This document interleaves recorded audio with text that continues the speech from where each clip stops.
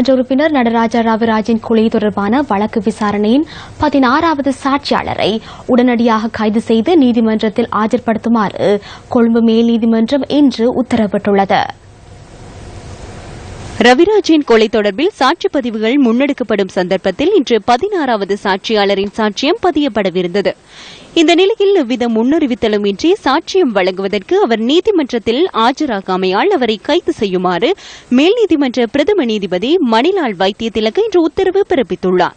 லியனா ஆராய்ச்சிகே அபேரட்ன என்ற police constable ஒருவருக்கே நீதிமன்றம் பிடியாணை பிறப்பித்துள்ளது. சர்வதேச ரீதியில் பேசப்படும் முக்கிய வழக்காக காணப்படும் இந்த வழக்கு விசாரணைக்கு அறிவிக்காது ஆஜராகமையானது நீதிமன்றத்தை அவமதிக்கும் செயல் என நீதிபதி இன்று அறிவித்துள்ளார். இதனைத் தொடர்ந்து முன்னாள் பாராளுமன்ற உறுப்பினர் நடராஜா ரவிராஜின் கொலை தொடர்பான வழக்கு விசாரணையை நாளை வரை ஒத்திவைப்பதற்கு கொழும்பு மேல் நீதிமன்ற நீதிபதி மணிலால் வைத்தியதிலக உத்தரவிட்டுள்ளார்.